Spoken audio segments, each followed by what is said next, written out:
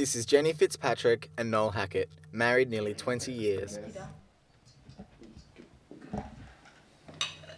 4 years ago, Noel was diagnosed with Alzheimer's. Today he is 59 and is one of over 24,000 Australians living with younger onset dementia. Amidst the rapidly changing landscape of disability services in Australia, younger onset dementia, or YOD, continues to fall through cracks of state and federal portfolios of health, mental health, ageing and disability. With next to no specialised facilities or services, it's sufferers and carers like Jenny and Noel who bear the added pressure. To finish work was one thing, but then for me to finish work, go part-time and then finish, that was... Yeah, it's got sugar. I just wish that we'd been given more direction at that early stage, because it's very overwhelming and we didn't know anybody else with younger onset dementia. We hadn't heard of it. Like there's a lot more support and direction given to people who have cancer. It's not like that. You're just given the diagnosis and sent off. So you need to know where you can go. So who is there to provide the direction? There's over 24,000 people living in Australia with younger onset dementia, and that number seems to be rising as awareness increases and there's more diagnosis. This is Lindell Huskins and Kylie Sate of Alzheimer's New South Wales, the key support and advocacy organisation for Australians with dementia. They explain the unique needs of YOD sufferers and the need for younger onset specific care within the disability services infrastructure. Dementia, people face, unique challenges given that they're in a different phase of their life to older people who get dementia. And there's a real lack of awareness of younger onset dementia. So many people still think that dementia is an older person's disease, kind of quote unquote. Quite often younger people want to move about, and a lot of the facilities aren't prepared for that. Or in fact designed for that. And hopefully with the National Disability Insurance Scheme, that will alleviate some of those barriers with younger onset dementia being recognised under the disability services sector. Barbara Perry, the New South Wales Shadow Minister for Mental Health, Ageing and Disability Services, details the current state of political and community awareness of YOD. This is a great area about, is it mental health? Is dementia mental health, or is it disability? And I've always taken the view when I was either Minister for Mental Health and as Shadow Minister for Disability that it doesn't matter where it sits. It's how we look at it as governments, as a community in a holistic way, and it shouldn't matter where it sits to determine the funding for it. But that's how, unfortunately, governments and departments work, sort of in these silos. It's not just facilities, it's every aspect of our community understanding dementia. And I think probably need to be clear that dementia isn't a mental health illness. Yes, it affects the brain, but someone with a mental health illness can be treated and hopefully cured or managed. Dementia is a degenerative disease that is going to get worse.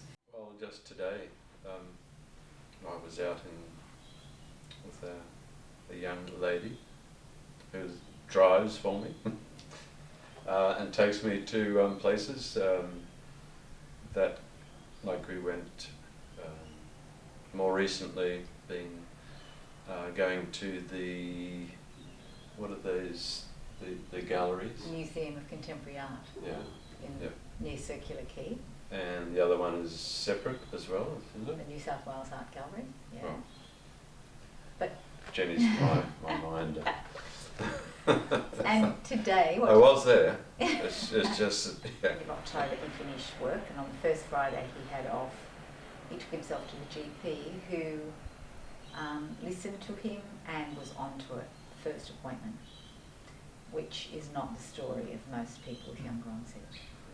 It took another 12 months then to get a diagnosis. That was a hard 12 months.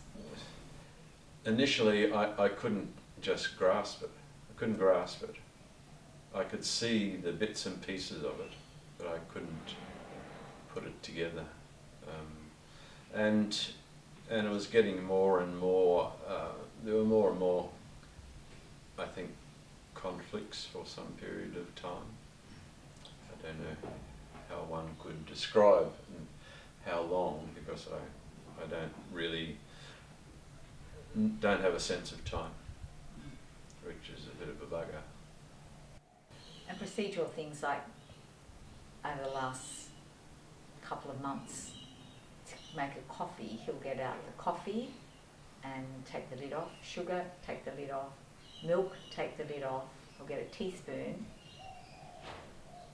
and he can't bring it together, and it's the cup that's missing. It is an awful, awful disease. It's so debilitating that bit by bit, Noel's life is falling apart. He's been de-skilled. He's an extremely well-educated man with 2 degrees and 2 graduate diplomas, and often he can't string a sentence together. That's so frustrating. And Unfortunately, dementia progresses faster in some cases than in others. This is the story of Margaret Daly and her husband Sean. In 2006, me and my husband were walking home from a lovely evening out when we were attacked by a gang of 9 youths.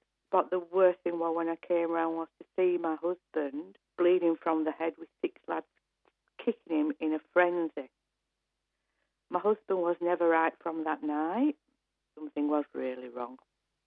And he was going out, he was getting lost, and he was in a constant state of fear. Which type of dementia he has, and which happens to a lot of younger people, is a frontemporal dementia, and that starts very young. And whilst they can't do things, they are aware of what's going on. And then they said, look, they'd give him a better package, and they called it HD package. They never explained the package to me. I just thought, thank goodness. The package came in, and that was really let down. The people that were coming hadn't even been trained. The HD package was for somebody with psychiatric problems, and it just wasn't fit for purpose. This is one of many letters written by Margaret to various ministers and health officials. Had I been able to obtain direct payment, I would have still had my beloved husband here with me today. In response, Margaret was directed to the appropriate complaint line. In despair, Margaret submits she wasn't making a complaint, she was asking for help. Forced to put Sean into care, he has been bounced from unequipped facility to facility ever since. And they just didn't have the staff to look after them. I went in one time and the room was covered in faeces, he was covered in faeces. I had to go in and feed him, because if I didn't feed him, he didn't get fed. And I mean he didn't get fed. If you could see these places, people knew, there's 3 staff to look after 15 very, very disturbed people. So that's where my husband is now. And he just walks the corridor all day, or he's either strapped into a chair, and sometimes the straps are so tight he's in pain, and that's his life. All through lack of staff. My husband can't talk, he's doubly incontinent, he can't feed himself, but he can still smile, and he can still give me a kiss, and he can still tell me he loves me. Imagine living like I do every night, missing my husband so much. Imagine praying for your husband to die. When I go and he goes, Margaret, get back. And he gets up to get out and he puts his head on my shoulder. It's worse than a horror film. The suffering that they're going through is horrendous. I mean, I watched a lady die last week. The day when that lady died, I just wish me and my husband could have gone with her. Rebecca Jones is the YOD Social Support Coordinator at the Ella Centre, a grassroots community organisation who have just opened the closest thing to a specialised service facility in the country. Because their needs are so different and so varying, I think it's, unless you've got a younger onset dementia specific program, services would struggle to cater. A lot of clients of ours have been bounced between nursing homes because their behaviours are too much for nursing homes to manage because they're so physically active. Unfortunately, nursing homes often end up just medicating people. So rather than physically restraining them, they just medicate them, so they just sit down all day, which can be really detrimental and make the dementia worse. I think that the government's got to focus on people being assessed for their needs, what they need, rather than whether or not they tick the boxes so they can receive this service.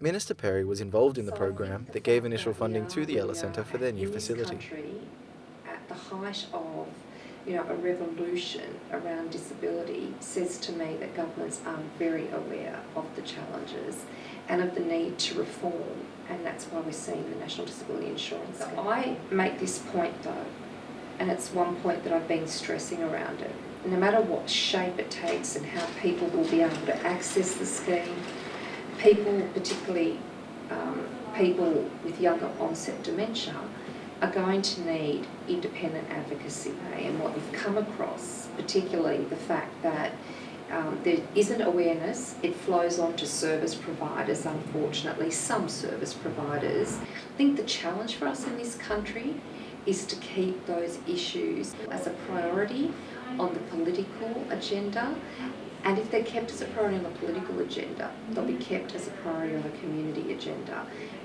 and vice versa. There is progress on the horizon for care and support facilities.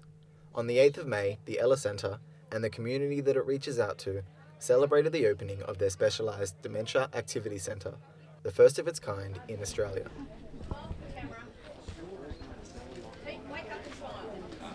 Well done, everyone. Congratulations.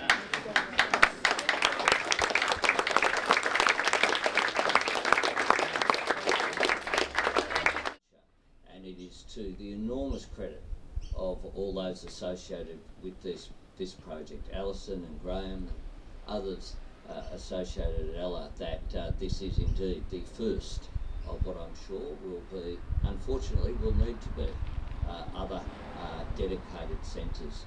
I mean, this is a leading light in terms of how it can be done, and it's certainly a message which I want to take far and wide across our community, that let's look at what opportunities exist. Great, it's finally open, gives all the clients ownership for the centre. Yeah, it's fantastic. Lots of ministers said a lot of nice things, making us hopeful for the future, getting more funding. So I think people with dementia have so much to give, and this centre is going to allow them to express the best potential that they have in these years. Both Anthony Albanese and Andrew Constance have been here before. They've heard the story before. Dare I say it, I've harassed both of them before for funding, and it really is a story that you have to keep telling them. As always, the biggest impact is seeing the clients, and both of them have actually seen our clients. I think my biggest concern for the future of the disability landscape in Australia is that quality services may not necessarily survive against bulk services. I mean, we provide a person-centred service. It's about the individual's needs, and that's my biggest concern, that that's the way the disability sector may go with individualised funding. We can do something to lift the stigma from in society that hangs around Alzheimer's, and especially for younger people, and get out there and educate. So Jenny's a teacher. You just have to put up with it. the detail. The details. And I still remember where we were in the lounge room, and he gave me a hug and he said, everyone has something, and this is ours, meaning Alzheimer's, and we'll manage it with grace. And Noel does do that, and I try to live up to that as well.